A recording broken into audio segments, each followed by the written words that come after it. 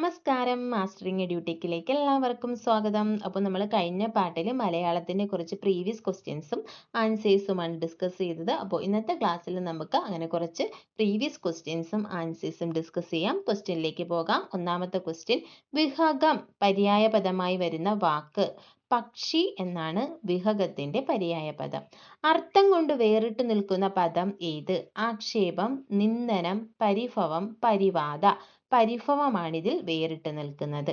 കഴുത്ത് എന്നർത്ഥം വരുന്ന പദം ഏത്?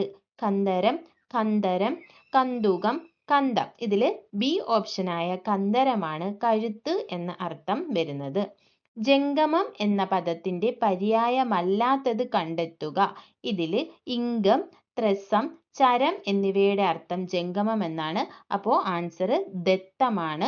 ജംഗമത്തിന്റെ പര്യായമല്ലാത്തത് ദത്തം എന്നാണ്. അടുത്ത ക്വസ്റ്റ്യൻ, മുഖം എന്നതിൻ്റെ പര്യായം അല്ലാത്തത്, മുഖത്തിന്റെ പര്യായം അല്ലാത്തത് അങ്കുരമാണ്. ആസ്യം, വക്ത്രം, വദനം എന്നിവയുടെയൊക്കെ അർത്ഥം മുഖം എന്നാണ്. അടുത്ത ക്വസ്റ്റ്യൻ നോക്കാം. സൂര്യന്റെ പര്യായ പദമല്ലാത്തതേത്?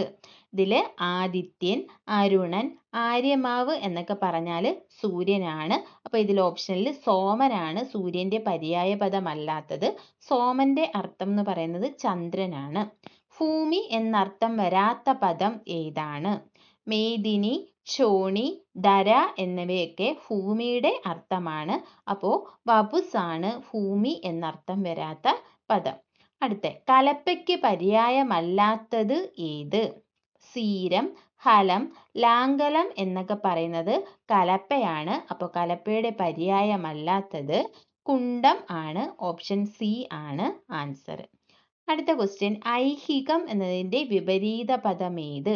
ഐഹികത്തിന്റെ വിപരീത പദമാണ് പാരത്രികം എന്നാണ്. ദുർഗ്രഹം എന്നതിൻ്റെ വിപരീത പദം ഏത്? സുഗ്രഹം ആണ് ദുർഗ്രഹം എന്നതിൻ്റെ വിപരീത പദം. അടുത്ത ക്വസ്റ്റ്യൻ നോക്കാം. പുരോഗതി എന്നതിൻ്റെ വിപരീത പദം എന്ത്? പശ്ചാത്ഗതി എന്നാണ് പുരോഗതിയുടെ വിപരീത പദം. ഈ പശ്ചാത്ഗതി എന്ന വാക്ക് ശരിയായ വാക്യം എഴുതുക അല്ലെങ്കിൽ വാക്ക് തിരഞ്ഞെടുക്കുക എന്ന ചോദ്യത്തിലും ചോദിക്കാറുണ്ട്. ഉഗ്രം എന്ന ശബ്ദത്തിന്റെ വിപരീതം ഏത്? ഉഗ്രത്തിന്റെ ഓപ്പോസിറ്റ് ശാന്തമാണ്. അതുപോലെ തന്നെ ശാന്തത്തിന്റെ ഓപ്പോസിറ്റ് ആയിട്ട് വരുന്ന മറ്റൊരു വാക്കുണ്ട് അശാന്തം. അറിയാൻ ആഗ്രഹമുള്ള ആൾ, ഇതിന്റെ ഒറ്റപ്പദമാണ് ജിജ്ഞാസു. കുടിക്കുവാൻ ആഗ്രഹിക്കുന്ന ആൾ, അതിന്റെ ഒറ്റപ്പദമാണ് പിപാസു. അടുത്ത ക്വസ്റ്റ്യൻ നോക്കാം. ശരത്, ചന്ദ്രൻ എന്നീ വാക്കുകൾ ഒറ്റപ്പദമാക്കിയാൽ ലഭിക്കുന്നത് ശരത് ചന്ദ്രൻ എന്നാണ്. ഇച്ഛായാണ് വരുന്നത്. ഇതും ശരിയായ പദം തിരഞ്ഞെടുക്കുക എന്ന ക്വസ്റ്റ്യനിൽ ഒരുപാട് തവണ ചോദിച്ചിട്ടുള്ളതാണ്. ശരത് ചന്ദ്രൻ എന്നാണ്. സി ഓപ്ഷനാണ് ശരി. താഴെ കൊടുത്തിട്ടുള്ള പദങ്ങളിൽ നിന്നും ഭക്ഷിക്കുന്നവൻ എന്നർത്ഥം വരുന്ന പദം തിരഞ്ഞെടുക്കുക. ഘാതകനാണ്, നഖത്തിന്റെ കായാണ്. ബി ഓപ്ഷനാണ് ശരിയായിട്ടുള്ളത്. ഇതും ശരിയായ പദം തിരഞ്ഞെടുക്കുക എന്നിവയിൽ ചോദിച്ചിട്ടുള്ളതാണ്. കാണാൻ ആഗ്രഹിക്കുന്നവൻ എന്നർത്ഥമുള്ള പദം ഏതാണ്? ദിദൃക്ഷു ആണ്. ക്ഷമിക്കാൻ പറ്റാത്തത് എന്നതിൻ്റെ ഒറ്റപ്പദം ഏത്?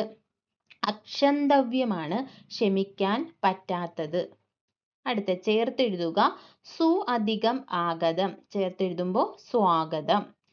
തൺ അധികം താർ, ഇത് ചേർത്തെഴുതിയാൽ ലഭിക്കുന്നത് തണ്ടാർ എന്നാണ്. അടുത്തത്, സമ്പത്ത് അധികം ലബ്ധി, അത് സമ്പത്ത് ലബ്ധിയാണ്. താ മാറി ദായാണ് വരുന്നത്.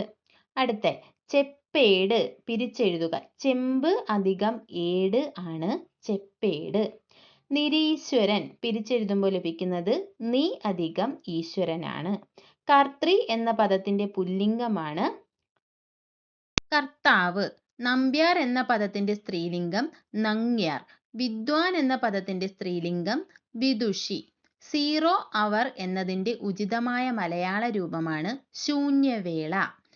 Friends are the gift of God എന്നതിൻ്റെ മലയാളമാണ് സുഹൃത്തുക്കൾ ദൈവത്തിൻ്റെ വരദാനമാണ്. പെട്രോൾ വേഗത്തിൽ കത്തുന്നതാണ്, ഇതിന് സമാനമായ ഇംഗ്ലീഷ് വാക്യമാണ് petrol is highly inflammable. Forbidden fruit, ഇതിൻ്റെ സമാനമായ ഭാഷാ പ്രയോഗമാണ് വിലക്കപ്പെട്ട കനി. ബ്ലാക്ക് ലെഗ് എന്ന പ്രയോഗത്തിന്റെ മലയാള പരിഭാഷയാണ് കരിങ്കാലി. ഇതൊരുപാട് എക്സാമിന് ചോദിച്ചിട്ടുണ്ട്. പുട്ട് ഓഫ് എന്നാൽ മലയാള അർത്ഥം നീട്ടിവെക്കുക അല്ലെങ്കിൽ മാറ്റിവെക്കുക. ഇംഗ്ലീഷിലും ചോദിച്ചിട്ടുണ്ട്. പുട്ട് ഓഫ് എന്ന് പറഞ്ഞാൽ പോസ്റ്റ്പോൺ എന്നാണ്.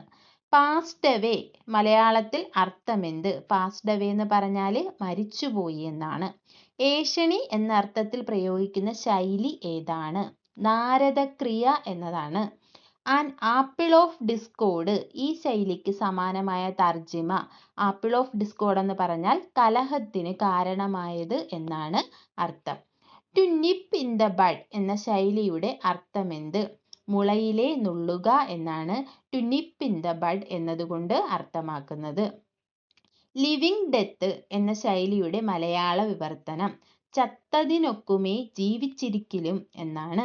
അങ്ങാടിപ്പാട്ട് എന്ന ശൈലിയുടെ അർത്ഥം, അങ്ങാടിപ്പാട്ട് എന്ന് പറഞ്ഞാൽ പരസ്യം എന്നാണ്. ധനാശി പാടുക എന്ന ശൈലിയുടെ ശരിയായ അർത്ഥം അവസാനിപ്പിക്കുക എന്നാണ് ധനാശി പാടുക എന്നതിൻ്റെ അർത്ഥം.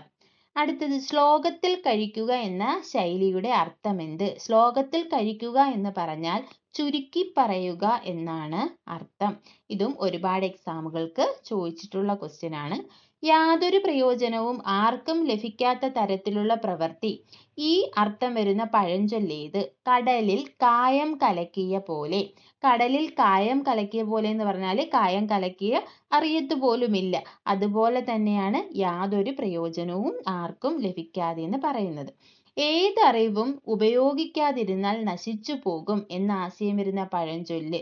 ഇരുമ്പും വിദ്യയും ഇരിക്കെ കെടും. ഇരുമ്പ് നമ്മൾ ഉപയോഗിക്കാതെ വെച്ചിരുന്നാൽ അത് തുരുമ്പെടുത്തു പോകും. അതുപോലെ തന്നെയാണ് വിദ്യയും നമ്മൾ ഉപയോഗിക്കാതിരുന്നാൽ. ചേറ്റിൽ കുത്തിയ കൈ ചോറ്റിൽ കുത്താം എന്ന പഴഞ്ചൊല്ല് അർത്ഥമാക്കുന്നത് അധ്വാനത്തിന്റെ മഹത്വത്തെയാണ്. A long tongue has a short hand ഇതിന് സമാനമായ പഴഞ്ചൊല്ല് വായ ചക്കര കൈ കൊക്കര എന്നതാണ്. ഒരു മുറം മലരിലൊരു തേങ്ങാക്കൊത്ത് ഈ കടങ്കഥയുടെ ഉത്തരമെന്ത്? നക്ഷത്രങ്ങളെയും ചന്ദ്രക്കലയെയുമാണ് ഇതുകൊണ്ട് ഉദ്ദേശിച്ചിരിക്കുന്നത്. കടങ്കഥയ്ക്ക് ഉത്തരമെന്ത്? ഇരുട്ടാട്ടി എണ്ണയെടുത്തു. ഉത്തരം എള്ളാണ്. അടുത്തത് കൊക്കിരിക്കുന്ന കുളം വറ്റി എന്ന് പറഞ്ഞാൽ റാന്തൽ വിളക്കിനെയാണ് ഇവിടെ ഉദ്ദേശിച്ചിരിക്കുന്നത്. അടുത്ത അലിംഗ ബഹുവചനത്തിന് ഉദാഹരണം എഴുതുക. പണിക്കാർ. പണിക്കാർ എന്ന് പറയുമ്പോൾ അതിൽ പുല്ലിംഗവും വരും സ്ത്രീലിംഗവും വരും. അതുകൊണ്ടാണ് അലിംഗ ബഹുവചനം.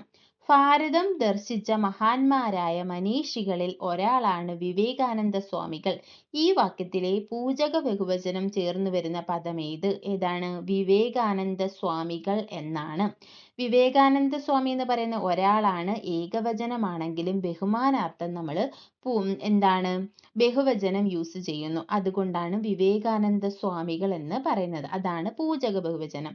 താമര അധികം കുളം ചേർത്തെഴുതുമ്പോൾ വരുന്ന സന്ധി താമര അധികം കുളം താമരക്കുളം. കാ ഇരട്ടിച്ചത് കൊണ്ട് തിത്വസന്ധിയാണ് അവിടെ വരുന്നത്. ആ അധികം അൻ അവൻ ഇവിടെ സന്ധി ഏത്? ആഗമസന്ധിയാണ്. വാ എന്ന ഒരു ഇതുകൂടി അവിടെ ആഗമിച്ചിരിക്കുന്നു. അടുത്തത് കണ്ണധികം നീർ കണ്ണീർ എന്ന പദത്തിലെ സന്ധി ഏത്? ആദേശ സന്ധിയാണ്. അതായത് നാ മാറി നാ വന്നു. അതുകൊണ്ട് ഇത് ആദേശ സന്ധിയാണ്. അപ്പോൾ ഇപ്പോൾ നമ്മൾ ഡിസ്കസ് ചെയ്ത പ്രീവിയസ് ക്വസ്റ്റ്യൻസും ആൻസേഴ്സും എല്ലാം മനസ്സിലായെന്ന് വിശ്വസിക്കുന്നു. ക്ലാസ്സുകൾ ഇഷ്ടപ്പെടുവാണെന്നുണ്ടെങ്കിൽ ലൈക്ക് ചെയ്യുക, ഷെയർ ചെയ്യുക, സബ്സ്ക്രൈബ് ചെയ്യുക. അതുപോലെ തന്നെ നിങ്ങൾക്ക് എന്തെങ്കിലും അഭിപ്രായങ്ങൾ പറയാനുണ്ടെങ്കിൽ കമൻറ്റ് ചെയ്യുക. താങ്ക്